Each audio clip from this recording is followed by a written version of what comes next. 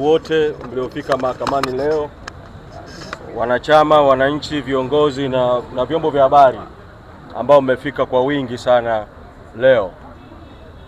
La pili, tutumie fursa hii kurudia na kusisitiza, Mwenyekiti Tundu Lissu ameeleza gerezani kwamba mahakamani hapa kwamba uamuzi wa DPP na waendesha mashtaka wa serikali kuwasilisha maombi haya kinyume cha sheria, kinyume cha haki, ni matumizi mabaya ya mamlaka ya DPP na mipaka aliyowekewa na katiba ya nchi, ibara ya 59 B kubwa kifungu kidogo cha 4 ambacho kinataka yeye katika kutumia mamlaka yake kinamtaka asiingiliwe na mtu yoyote wala mamlaka yoyote, lakini ayatumie hayo mamlaka kwa kutenda haki, ayatumie hayo mamlaka bila matumizi mabaya ya mamlaka, na ayatumie hayo mamlaka kwa maslahi ya umma. Kwa maombi haya yaliyoletwa mahakamani na kwa hoja ambazo Mwenyekiti Tundu Lissu amezisema mahakamani, ni dhahiri kwamba DPP amekwenda kinyume na mamlaka hayo ya kikatiba kwa siku hizo 139 ambazo Mwenyekiti Lissu amekuwa gerezani. Sasa sisi hatutaingilia maamuzi ya majaji, lakini tunarudia kumtaka DPP, kwa sababu kulisema hili sio kuingilia mambo ya mahakama wala sio kuingilia mambo ya mahakamani. DPP ana mamlaka kwa mujibu wa katiba na sheria, wakati wowote ule akiona kesi haina msingi wowote, wakati wowote ule akiona kesi haina maslahi ya umma, anaweza kupeleka mahakamani hati ya nia ya kutokuendelea na kesi, no prosecute, na akisha wasilisha hiyo hati, kesi inafutwa mara moja.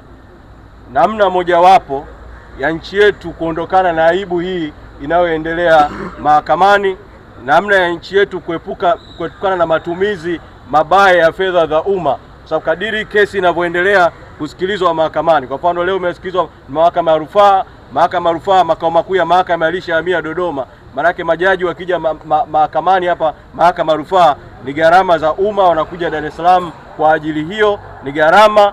Mmeona halaiki ya askari huko nje na magari ya askari na deployment kubwa, sio tu eneo la nje ya mahakama, mitaa mbalimbali, kwa sababu ya kesi hii ambayo haina sababu yoyote ya kuwepo mahakamani. Tunarudia tena kumtaka DPP kuiondoa hii kesi mahakamani.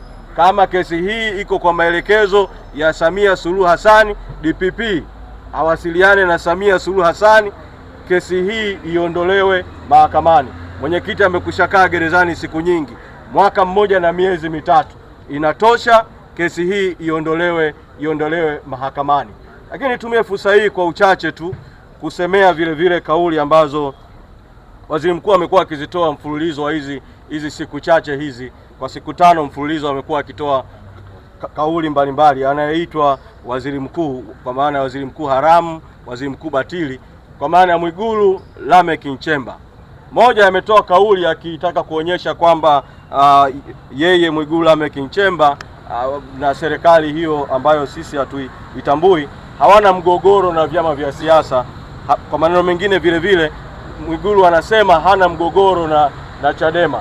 Hii kauli ya Mwigulu Lameck Nchemba ni ya uongo, kwa sababu uamuzi wa Patrobas Katambi kutoa zuio la mikutano ya hadhara, uamuzi ambao umekuwa na baraka kwa maneno ya yeye mwenyewe Mwigulu Lameck Nchemba, uamuzi ambao tunaamini unatokana na Samia Suluhu Hassan.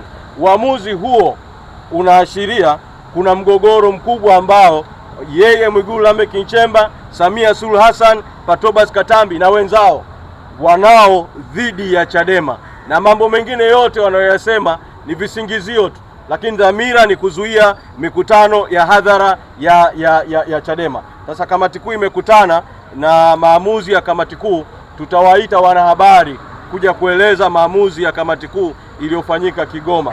Lakini ishara nyingine ya kwamba kuna mgogoro kati ya Mwigulu Lameck Nchemba, ofisi ya waziri mkuu na Chadema ni kwamba mpaka tunavyozungumza hivi sasa, na hili Mwigulu analifahamu, ofisi ya waziri mkuu inalifahamu, msajili wa vyama vya siasa ambaye yuko chini ya ofisi ya waziri mkuu bado amezuia ruzuku ya Chadema ya milioni 500.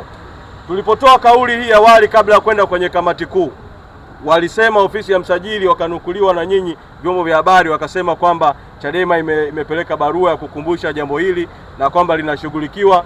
Siku chache baadaye, na asema haya hadharani, msajili akatuandikia barua nyingine ambayo haikuwa na msingi wowote, lakini ilikuwa ni na dhamira ya kuchelewesha ifike juzi tarehe 30 mwezi Juni mwaka wa fedha uishe, ili msajili aje atoe kisingizio kwamba jambo hili limechelewa, fedha zimerudishwa hazina. Katika hali hii, kwa kuwa tumeshaanza mwaka mpya wa fedha, leo ni tarehe 3 mwezi Septemba, tarehe 3 mwezi Julai, tarehe 3 mwezi Julai, tunamtaka waziri mkuu haramu huyo batili Mwigulu Lameck Nchemba na ofisi ya waziri mkuu na wizara ya fedha, kama wanasema hawana mgogoro na Chadema, tuna mgogoro nao mkubwa sana sisi kwenye mambo makubwa sana: uporaji wa uchaguzi, wizi wa uchaguzi 2025, mauaji makubwa ya raia, tuna mgogoro nao. Chadema tuna mgogoro nao, na Watanzania tuna mgogoro nao. Watanzania wana mgogoro na serikali hii. Hilo ni jambo ambalo liko dhahiri, wasiseme kwamba hakuna mgogoro katika nchi hii. Lakini katika jambo hili dogo sana la ruzuku, tunataka watoe kauli. Kama bado hawaendelezi migogoro, ni kwa nini mpaka sasa hawajaingiza ruzuku ya Chadema? Kwa wanachadema wote, nitumie fursa hii tu kuwaeleza jambo hili la kuzuia mikutano ya hadhara.